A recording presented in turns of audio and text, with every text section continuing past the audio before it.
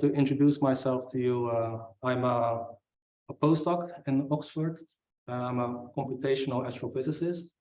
That is to say, I do numerical simulations of astrophysical systems, similar to Mark, but on a much smaller scale. So I focus on planetary systems and a few body stellar systems. And here I show you just one example. I will show you lots of simulations. Here I have a periodic three-body system. Each color here is the integrated orbit of a body. You can clearly see it's very chaotic. And periodic triple systems are interesting for many reasons. Here I just show one example. So in this case, there are three supermassive black holes on a scale of about 1 parsec. And here there's a close encounter between the two.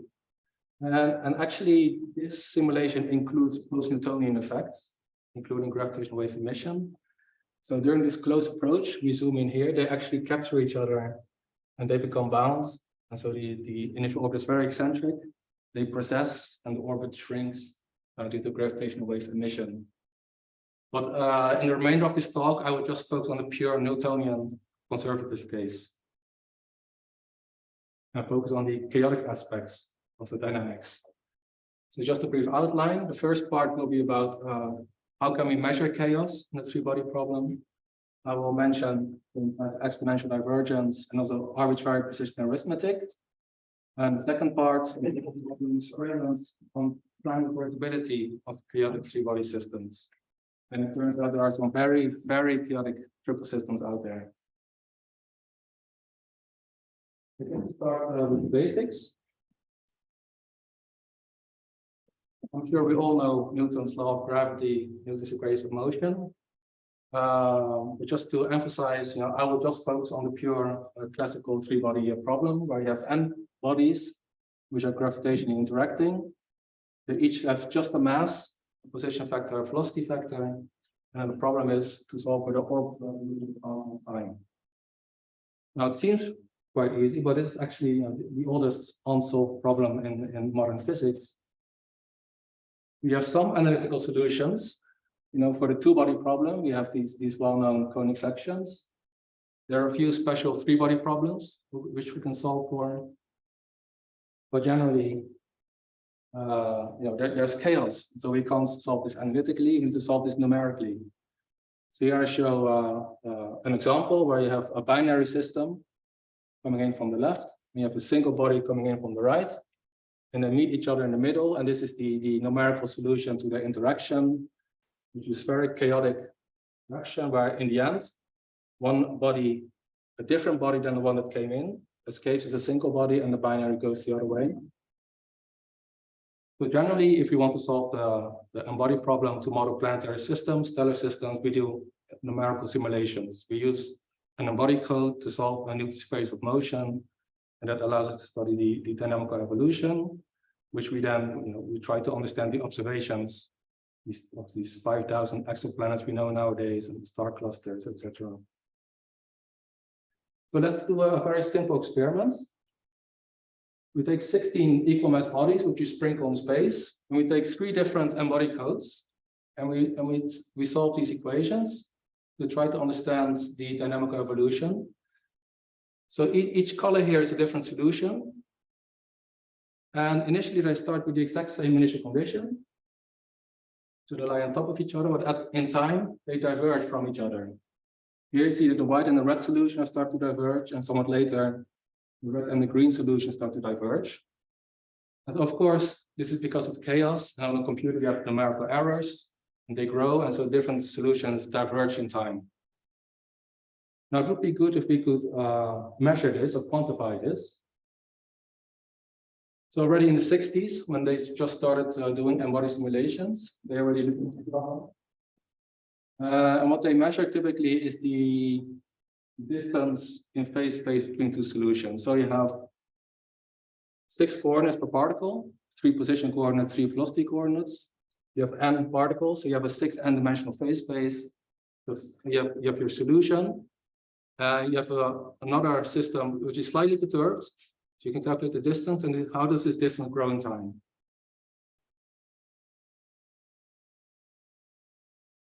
Now Miller measured this for small star clusters, 100 stars in a cluster.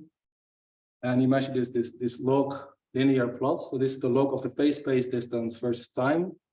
And he measured that on average, indeed, you have this slope, which is a measure for the Lyapunov exponent of the system. So how fast do you diverge? And he showed that it's exponentially, which is a manifestation of chaos, basically. So one way to quantify chaos in a system is to make a plot like this and to measure this slope, and then to measure the Lyapunov exponent of your system, basically. Now this is for a star cluster. A very different kind of system is our solar system. So if you have a dominant mass in the middle with smaller bodies in approximately circular orbits going around. But on a secular timescale, these planets perturb each other. And it turns out if you integrate this over millions of years, you get this log of the phase space versus time. You also get an on average exponential divergence. But in this case, there's this interesting kink here, which might not be real, might be related to chaos in the outer planets, chaos in the inner planets and their interactions. But the solar system is chaotic. Myself, I looked at the orbit of Halley's Comet. So contrary to the planets, which are all kind of in the plane and circular, Halley's Comet is retrograde, highly inclined and eccentric. So every 70 years or so, it comes in close to Earth, interacts with the planets, and then it goes away. And every time it interacts with the planet, it gets a little kick. And it turns out that causes its orbit to be chaotic. So again, here this log of the phase space distance in time. You see this black curve here on average grows exponentially until the size of the orbit itself. This is approximately the measurement error, the observational uncertainty grows exponentially. So in about a few thousand years, we cannot predict anymore where it is exactly in its orbits. Also interesting here is that here the colors, they basically give the contribution from each planet individually. Not all planets contribute to this exponential growth. It's mostly, actually currently it's Venus. So that's where the comet orbit crosses the plane of the solar system. So it's very close to Venus. And of course, also by the most massive planet, which is Jupiter. All right. So there is chaos. There's exponential divergence, which we can measure, and which I also try to understand in terms of the detailed dynamics that's going on in my system. How does the Lyapunov exponent depend on your mass ratios, orbital configurations, etc. Here are some interesting quotes. So Miller says, errors in calculations of embodied systems grow exponentially and may therefore invalidate the results. So remember, we're trying to solve Newton's embodied problem. We had a mathematical solution, a deterministic solution. But if we try to solve it on a computer, there are these random irreversible numerical errors, which prevent us from finding that solution. And so the question is, can we actually trust embodied simulations? Everybody's using a code. We're running these simulations. It gives us a result for the orbital evolution. Can we trust them? So it has long been an article phase in the community that statistical results of such computations are nevertheless reliable. And so as long as the total energy and angular momentum, these conserved quantities are conserved reasonably well, we don't care exactly where a star is. We just want to know what the statistical outcome is. So if we have an ensemble of different chaotic, unstable triple systems, they all become unstable and they shoot one star off. And I look at the distribution of velocities of this star. Then each simulation plus chaotic gives me just a random sort of value from this distribution, which is robust. Well, it's an assumption. This needs more work to prove that it's actually the case. These are maybe two different types of predictability or determinism on a sort of microscopic level, where you're interested in the decomposition of velocities, or on a statistical level, where you look at statistical properties of embodied systems. So in order to investigate these questions, I developed a new embodied code called Brutus, which is a brute force N-body code. And so what I try to do there is the following. So you have two types of errors typically on a computer. If I understood what can you go one slide back? So these statistical, so how do you understand, how should I understand this? Like you make some computations for, I don't know, three bodies, or I don't know, and then you get some positions velocities, and this gives you a point in a sort of histogram, and then you run a new simulation and gives you another point, and then yes. Is that what you're saying, or I don't? Well, there's two ways to interpret this. So let's say you have a three-body system, and you can take a measurement, let's say the velocity of the final escaper, but you do many of these simulations, which gives you a distribution. That's a statistical distribution you can compare. Or you have, let's say, what Mark is doing, where you have a very large N-body simulation with many local clumps forming, and you can make a distribution of the clump masses, let's say. That's another statistical distribution. So you might say it doesn't really matter where the particles are individually, but if I would do another simulation like that, statistically, I would produce the same statistical distribution. So the question is, so do N-body simulations with all these numerical errors and chaos, do they still always preserve the accurate statistical distributions or not? You have, I guess, for these statistical distributions in advance, or you build them while you make simulations? Because to me, then it seems like this is falsifiable in the sense that if you have a distribution, you get a new point, you would say, oh no, my distribution is that. Yes. So it turns out that in the conservative N-body problem, where you conserve total energy, angular momentum, etc., and if you assume let's say it's so chaotic that you forget your initial conditions, let's say, so you assume it's ergodic, the system, you can theoretically derive some equilibrium distributions for, say, the escape velocity or the properties of the binary. So for example, if you measure the eccentricity of the final binary system, so how far is it from being circular, you get what is called a thermal distribution, which basically predicts it's more likely to be eccentric than circular. That's something you can theoretically derive analytically. And then if you compare it to these N-body simulations, that indeed you can reproduce those theoretical predictions. So it's a combination of both analytical and simulations, which allow you to derive these statistical distributions.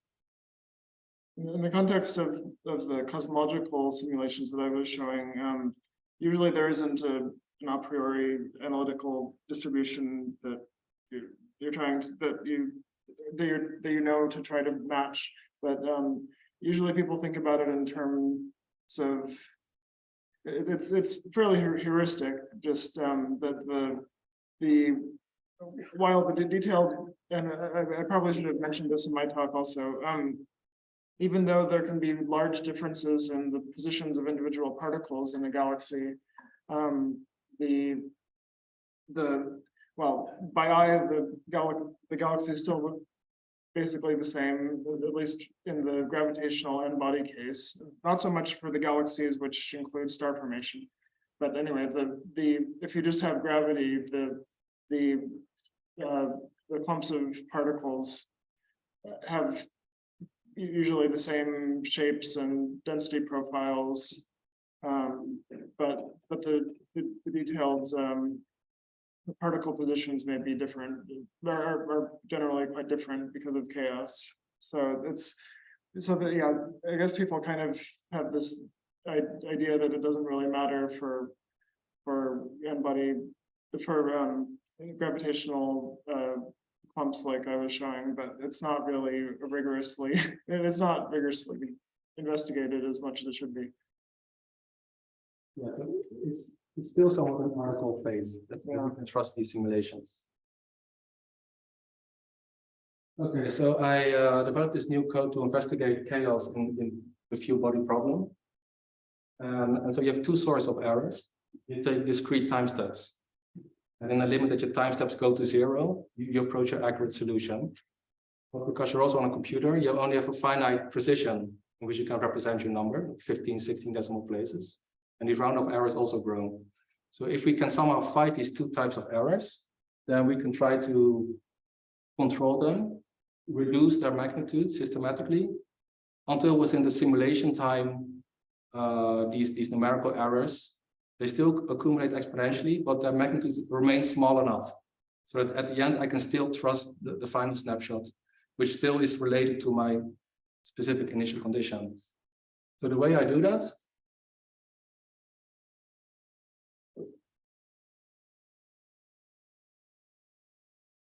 there's a chat screen.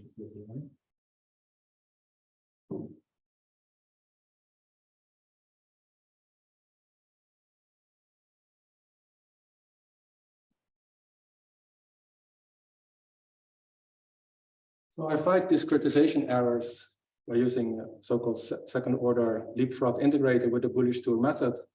And what the bullish tour method does is you pick a certain initial value for your time step, and you get your new snapshot, and then you go back and you do it twice half the time step, and then 4 times quarter of the time steps.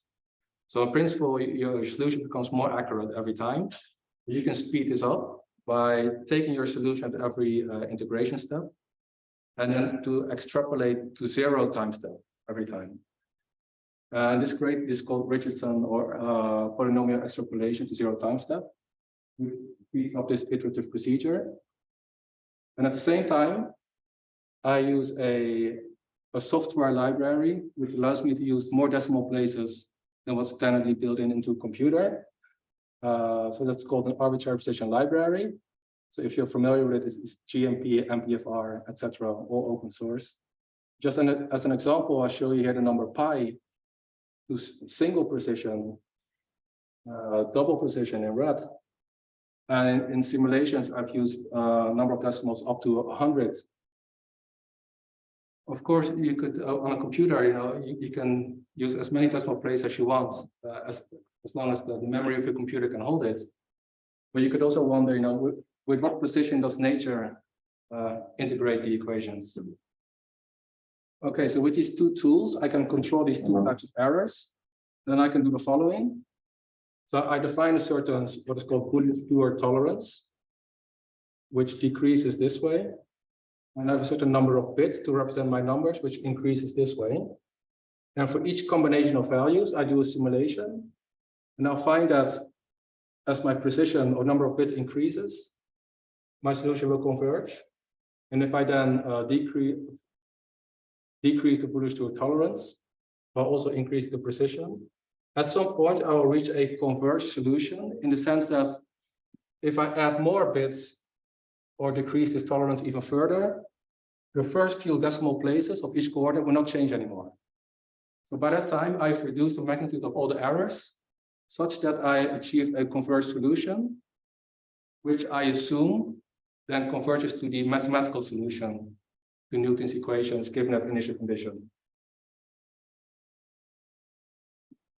Just as an example, sort of a well-known test case in the embodied community is the Pythagorean problem, where you have 3 bodies of mass 3, 4, and 5 on this triangular configuration with initial plus d0. So they will all sort of collapse to the center of mass, but they will slightly miss each other and there will be a chaotic interaction. And again, one object is flown off and the binary goes the other way.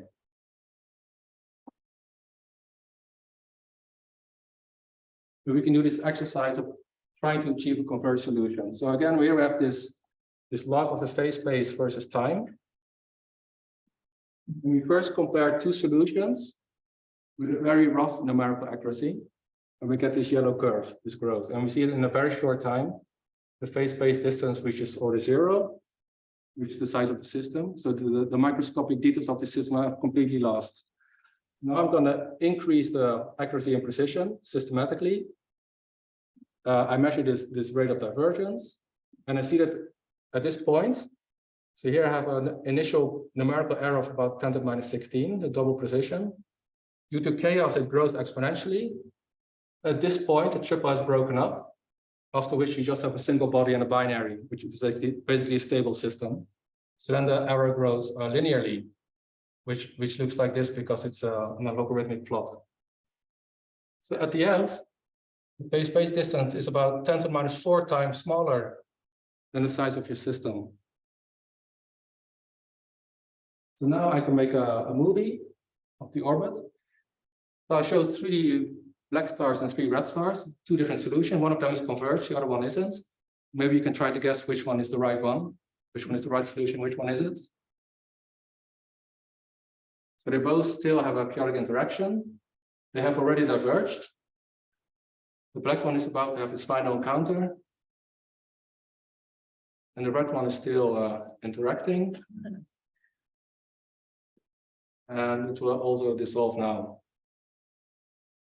So just by eye, I mean, it's very hard to determine which one is the converged solution, which one is wrong. They both look physically reasonable.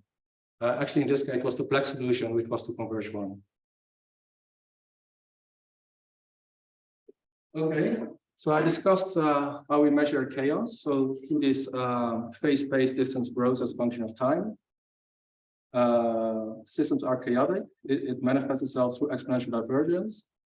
With my new code, with arbitrary precision arithmetic, where I just add decimal places, I try to reach the deterministic mathematical solution to Newton's N-body problem. So now I want to do an experiment of time reversibility. And the idea is that you have your initial condition, you integrate forwards in time until some point, and then you integrate backwards in time to see if you can reproduce your initial condition. And in principle, it might sound it should be easy because Newton's equations of motion are time reversible. And so integrating forwards and then backwards should always reproduce the initial condition, but it's extremely challenging in the presence of exponential instability and irreversible numerical errors, which in this case are numerical errors on a computer. So what we'll do is we take a chaotic 3-body problem.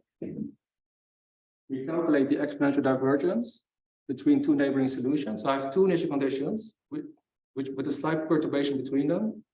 They will grow exponentially apart. And then I stop, and then I integrate backwards in time. So you would expect they exponentially converge to their initial perturbation. Can we reproduce that or not?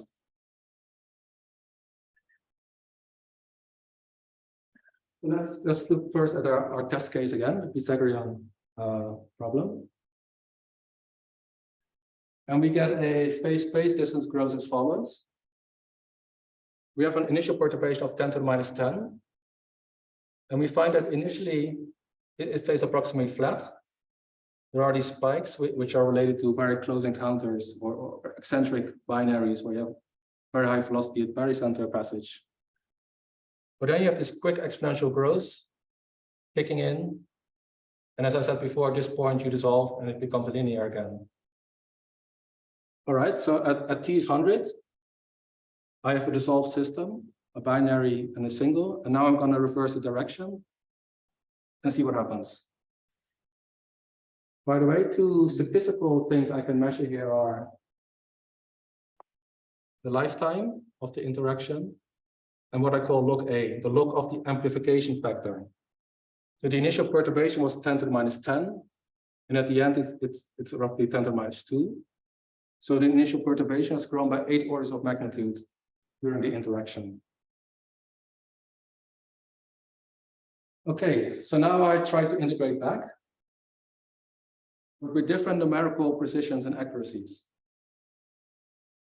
If I use let's say a rough numerical accuracy precision, epsilon is 10 to the minus 8, I get this blue curve, which initially goes back, but it has an inflection point over here and it starts to exponentially diverge again.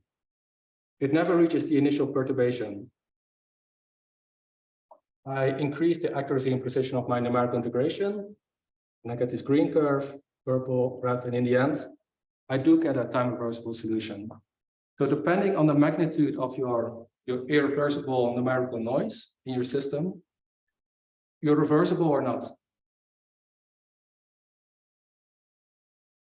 Well, this is just one case. Now let's look at but did you use to recover the same graph on the left? Did you use the same precision that you used at the beginning? So what was the? Oh yeah, so I have using 10 to minus 10 as a so I have 2 solutions. Yeah, 10 to minus 10 apart. and I integrate both forwards and then backwards with a certain fixed accuracy and precision. Right. And so what I needed to get a So I guess- solution in this case, The question was, what's the ratio between these indeterminacy at the beginning and the precision that you need to recover it? They have. yeah, it turns out that the accuracy that you need, Yeah. is given by this amplification factor. Right. So remember that this was about 8 orders of magnitude. If you want to go forwards and then backwards, so 2 times 8 is 10 to the minus 16 at least. Okay. And it turns out actually you need a bit more, 10 to the minus 20. To get a time reversible solution. And actually, that's the main result I want to. Oh, sorry. You're writing on it.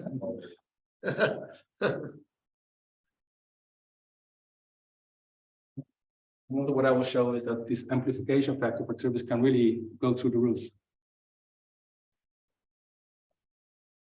Okay, this is just one triple. So let's now do an ensemble of triple systems.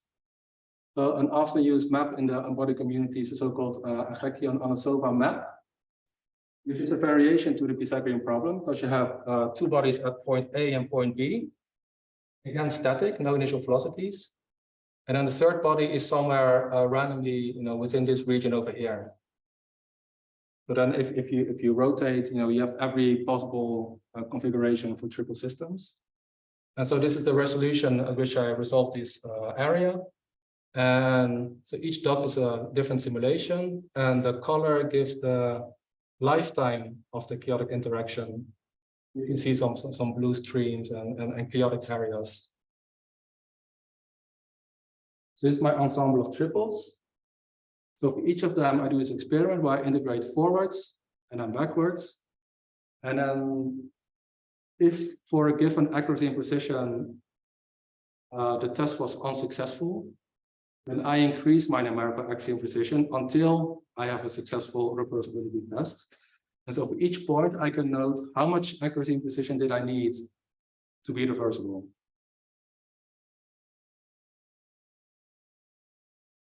And the result is quite interesting. Here on the left, I plot the fraction of irreversible triple systems as a function of this Buhler-Stuart tolerance, the numerical accuracy. So the numerical accuracy from very rough, with 100% being irreversible, I increase my numerical accuracy, and the fraction of irreversible solution goes down. Well, it's a perfect power law, which means that given a certain numerical accuracy, 10 to the minus 20, 10 to the minus 40, 10 to the minus 60, there's always this power law tail of systems which remain irreversible.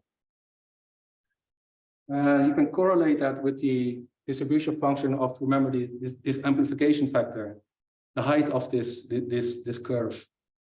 And it turns out there are systems which magnify initial perturbations, not just by 10 to the 10 orders of magnitude, but 60, 70. And actually, in new studies, I reached 10 to the 100. Can I just ask quickly? I mean, the last claim you made, yeah, it looks pretty linear, except the one dot that doesn't fit is the one way down at the bottom. So I assume it, I mean, the claim that there's some that will remain forever irreversible, that's not right, right? I mean, it does dip down at the bottom.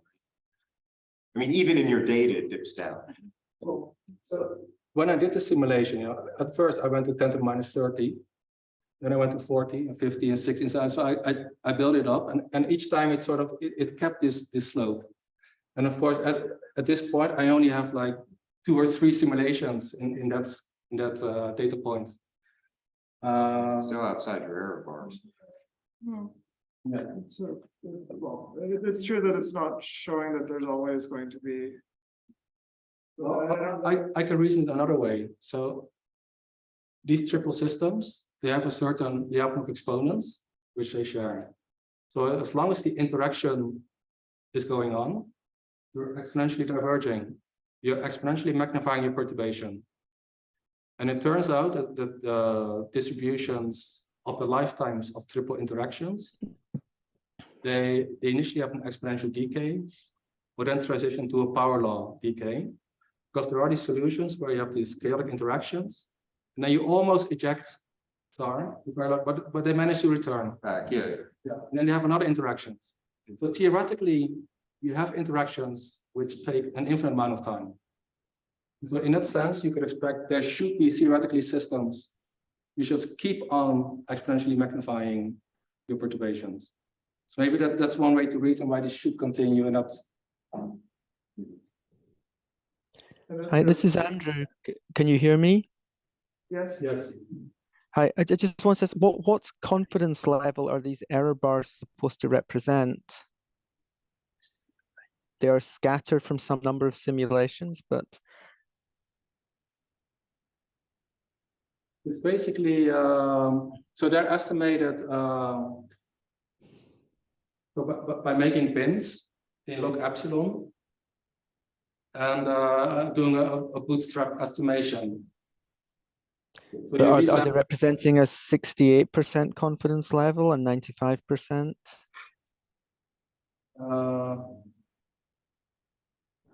Yeah, I would say it's an approximation of the standard deviation. So yeah. So then it's 68%. It's just I'm used to looking at astronomy data, and the error bars are normally 68%, and that means a best fit line should miss about 1/3 of the points just by random chance alone. Your line goes through almost all of the points, so that either suggests the errors are a higher level of significance, or that the errors have in some way been overestimated normally. I certainly wouldn't see any statistical significance to the very last point being a little bit lower than the line. As you say, even if that point was accurate, the error bar shows that it's consistent with the straight line. Okay, so you see no problem in that last data point. Well, he sees that there is not enough discrepancy, right? Yeah. Or the pricing. There's too little scatter in your points relative to the error bars, not too much with respect to the straight line. There's certainly no evidence against the straight line. But it depends entirely what you think the confidence level of your error bars is. If you haven't stated whether they're 1 standard deviation or 2 standard deviations, then of course they're hard to interpret. That's a good point. Yeah. Of course, I could continue doing this exercise, just produce more data. It'd be very. I suggest we move on.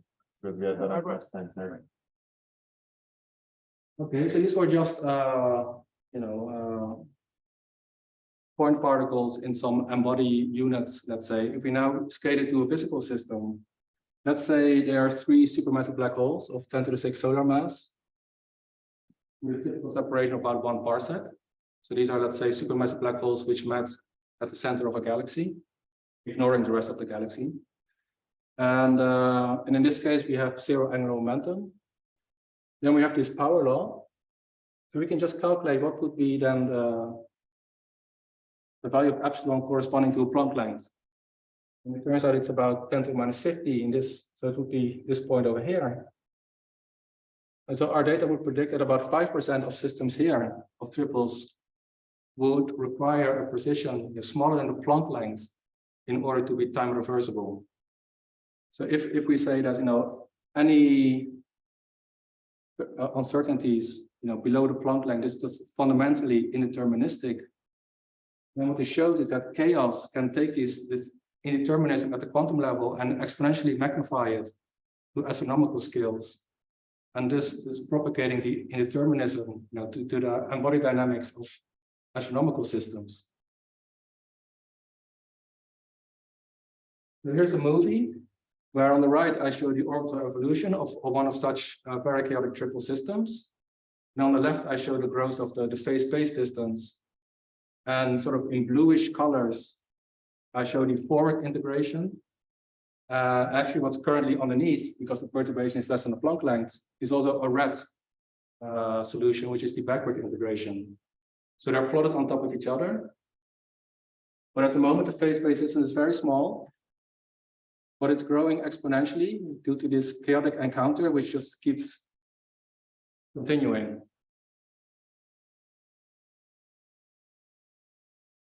Note also on the left, there are a lot of, it's not a straight exponential growth, right? A constant. It's wiggling, there are transitions in there. which are correlated with what's going on the right.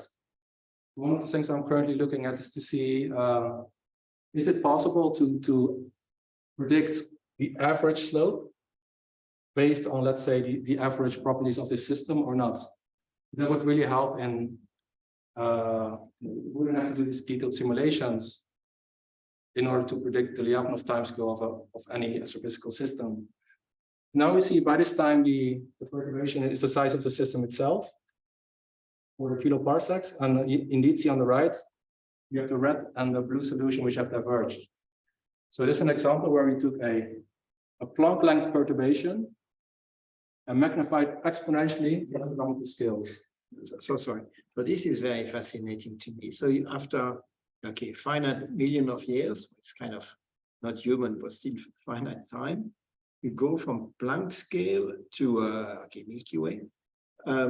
And the size of the systems, so these are kind of, okay, I don't know what exactly, what is? A few parsecs, so that's about. But each of these three bodies is what? Is a size of solar, of the sun, or what? Yes, these are supermassive black holes. Okay, supermassive black holes. So the horizons are for the. So it means if instead of black holes, I would have something like the sun, so way lighter. Would the picture be similar? I'll come back to this. Okay. But you have to remember, these results are obtained from just considering point particle simulations, but which we can rescale to represent different types of triples. Yeah, but still the mass is important. The dimension of this point particle doesn't matter, but the mass is important.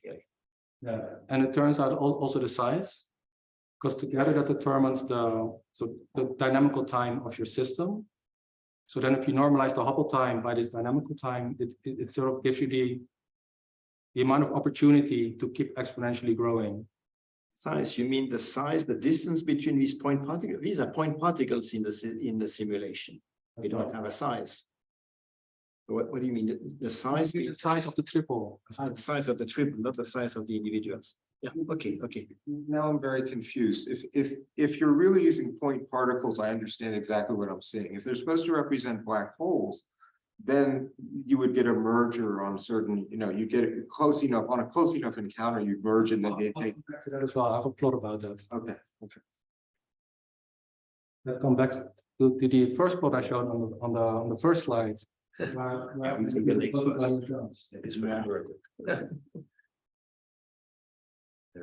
So just to emphasize, in my previous study of Halley's Comet, I started with an observational uncertainty, which is something between the size of a human and the size of a planet. And also in an upcoming study, we look at stars, which are stars closely orbiting a supermassive black hole. And you have this exponential growth, which then might saturate or not later. But here we're talking about fundamental perturbations of order of Planck length, which can grow exponentially to macroscopic scales. So it's really big offset here that we're looking at.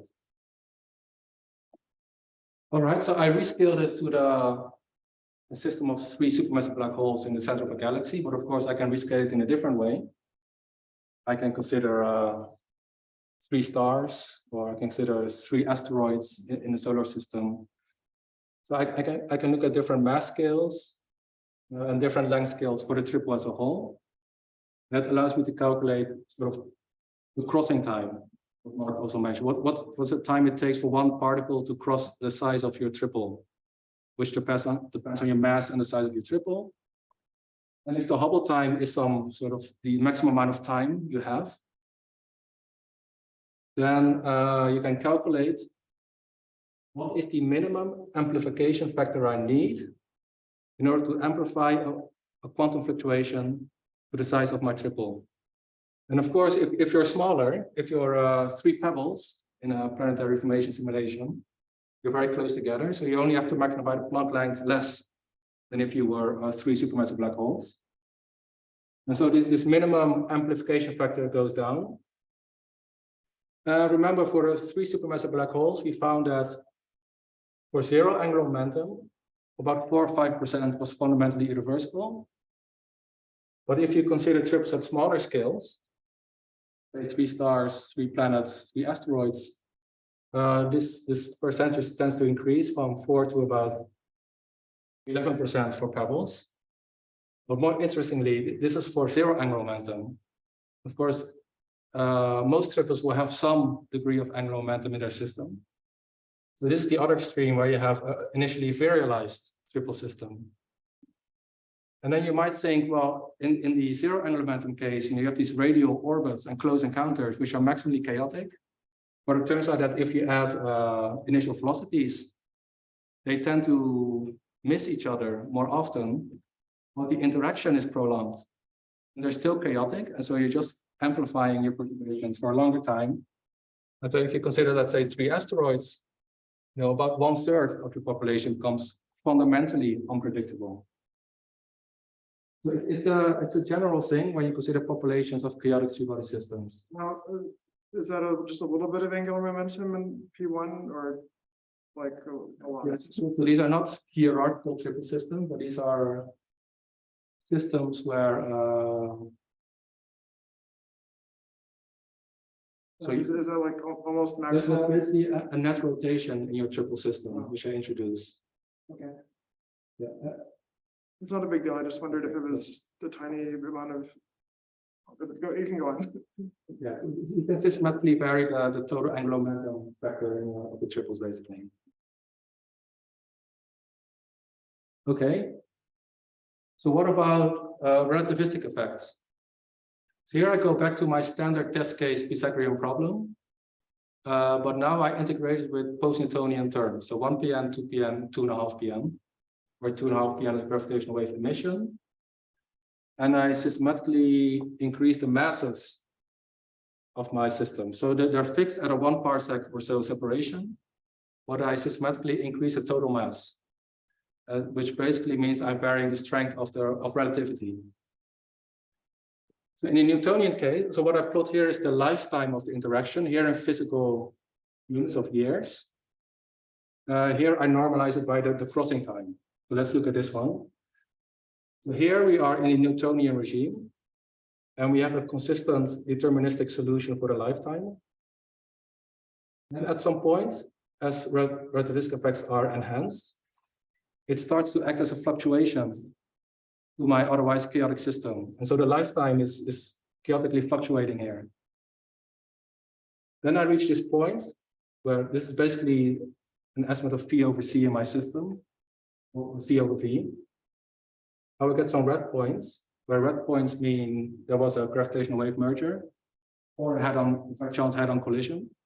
And blue means it was unstable and there was an ejection. So you have some red points appearing here. But here there seems to be this transition where you go from systematically ejecting a body to systematically merging bodies. And so you're right, there is this scale here where gravitational waves become very important, even though there's still some chaotic behavior in there. But in the systems I'm looking at, in my test case, I was at 10 to the 6 solar mass. I was just before this transition. It's fairly differently, you can be in this region, and even though you have relativistic effects, it's just a perturbation to your chaotic system. If you would be in here, if you consider very, very massive supermassive black holes, then the story changes because you change the lifetime because you merge things. Well, by the way, I want to point out here also for Mark, so we had a discussion about that. If you scale the masses up so far, and the size is of order, let's say, you have 3 dwarf galaxies, then I find that there's just too little time in terms of crossing times to exponentially magnify a Planck length perturbation kiloparsec scales. So I find that there are 0 fundamentally reversible triples on that scale. So that's another example of why the galactic scale might be some kind of upper limit, potentially. And then finally, are we with time? We decided to take the other bus, so we still have a little bit. Yeah, Yeah. first one is gone, I think, almost. we should be in front of the hotel, let's say at 11:30. I mean, Yeah. if we can wrap up with. Yeah, that's the last slide, so. Yeah, 5 minutes. Okay, so what about statistical predictability, as I mentioned earlier? So here I show two plots of an experiment I did where I have 10,000 different initial conditions of chaotic triple systems. I do it with Brutus up to converged solution, and I do it with a sort of a normal conventional N-body integrator, which gives me approximate solutions. And here in the scatter plot, I plot the lifetime. So each dot is the same initial condition. What's the lifetime according to the converged solution, and the lifetime according to the approximate solution? And you get this diagonal where they agree, even up to long times, but you also have a lot of scatter, which means that even if the actual solution is, let's say, 100 time units, the approximate solution diverges and just gives me any solution within these, let's say, the allowed interval up here. So it's almost as if it's random according to some distribution. And indeed, if I plot the distribution of lifetimes for only the converged solutions and distribution for the approximate solutions, and I compare them using some statistical tests, let's say the KS test, then I find that as long as my time step parameter or my energy conservation is not too bad, of order 1, let's say, or 10 to the minus 1, they're statistically the same. So as long as I conserve energy to about 10 to the minus 3, 10 to the minus 4, it seems that I don't need to care about how precise I integrate. I don't care about the deterministic solutions to Newton's equations. I can solve it very fast, very approximately, and apparently I still get the right statistical distributions.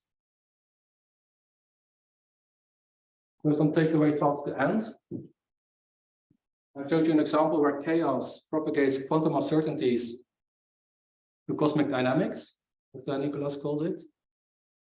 So this shows that you can propagate, fundamental quantum indeterminism to astronomical scales. Another way to put it is only 3 bodies are sufficient to use an error of time, in the sense that you can integrate one direction, but you can't go back anymore fundamentally. What do we care about this microscopic indeterminism if the statistical outcome products are predictable? Maybe this is something we can discuss today. This difference in these two ways to look at the results of N-body simulations. And that's it. Well, thank you for your attention.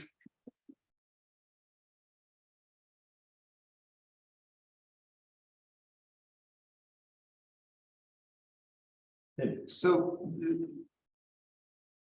it actually, I mean, it's interesting on that last one that there was this accumulation along the diagonal, right? I mean, there's something, there's something about those systems where it's getting it right, but just intuitively, okay, there are 2 things you can do. You can try and do what you're doing, which is to solve the precise equations approximately, or having discretized things, and then you get these errors you're talking about. I mean, I'm following all that. Is this the right way to think about how to do something much more quick and dirty that will give you the right statistics? Which is that typically your 3-body system at any given time will, or let's just say, suppose it resolves at a certain moment into 2 of them are pretty close, right? And one of them's, but this guy doesn't have, as it were, escape energy. So he's, this one's going to come back. Yeah.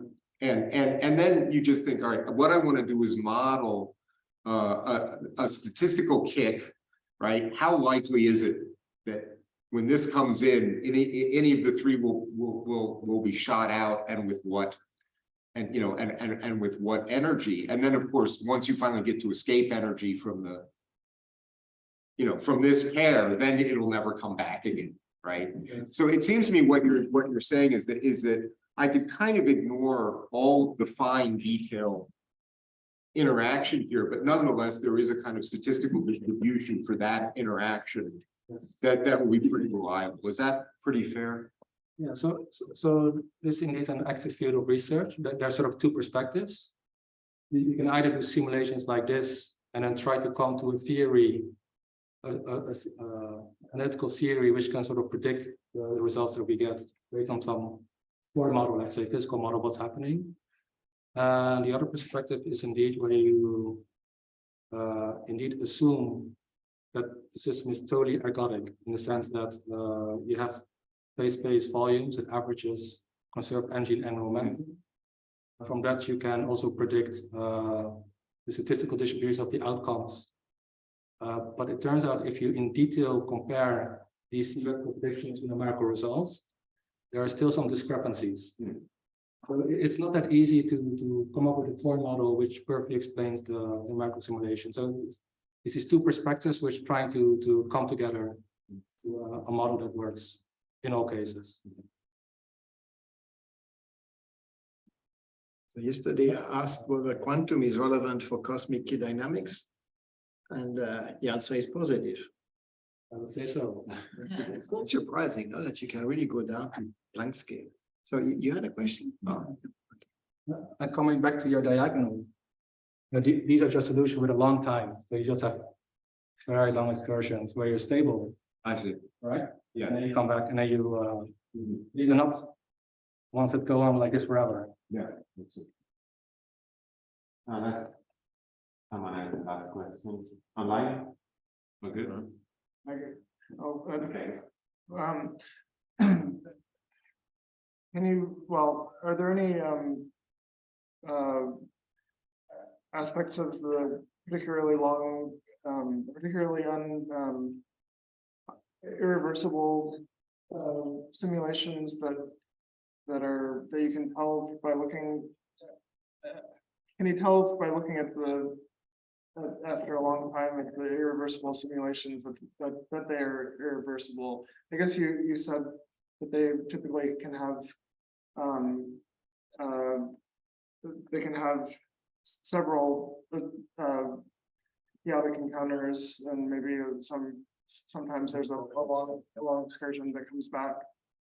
Is that always true that you can kind of tell that at sometimes, or?